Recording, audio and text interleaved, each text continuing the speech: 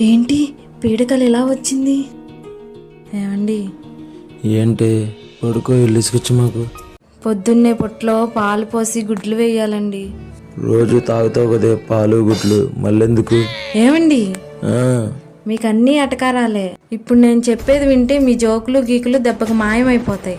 అబ్బా ఏంటో చెప్పవే, ఇసిగించమాక. నాకు 2 చిన్న పాము పిల్లలు కల్లోకి వస్తున్నాయండి. ఉమ్? చిన్న చిన్న పాము పిల్లలు కళ్ళకు రావటం ఏంటి? అంటే మన ఇద్దరు పిల్లలు.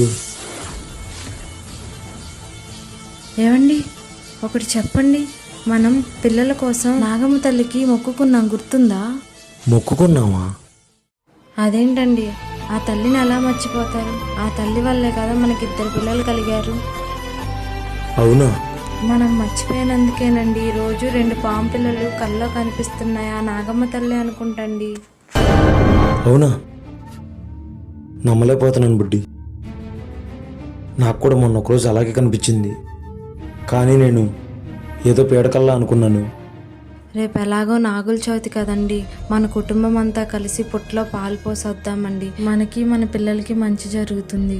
అలాగే మొన్న దీపావళికి మిగిలిన బాంబులు ఉన్నాయి కదండి, ఘనంగా వెళ్ళి అక్కడ పేలుద్దామండి. వద్దమ్మా, అలా చేయకూడదు.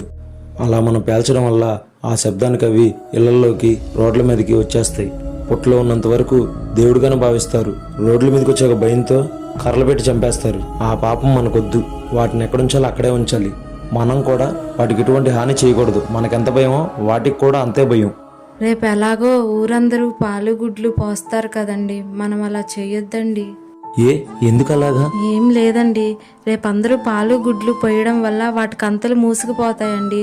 వాటికి ఊపిరాడకుండా అవుతుందండి. అవును, నిజమే నువ్వు చెప్పేది కూడా. మనం వాళ్ళ వృధా చేయకుండా ఆ నాగేంద్ర స్వామి పేరు చెప్పి అనాథ పిల్లలకి పాలు గుడ్లు పంచి పెడదామండి. ఎలాగో ఆ నాగమ్మ తల్లికి పసిపిల్లలంటే చాలా ఇష్టం కదండి. అవును, నువ్వు చెప్పింది కూడా చాలా బాగుంది. అలా చేస్తే వాటి కుటుంబాన్ని కూడా మనం కాపాడేలా అవుతాం. వెళ్దాం, రేపు మన కుటుంబం అంతా వెళ్దాం.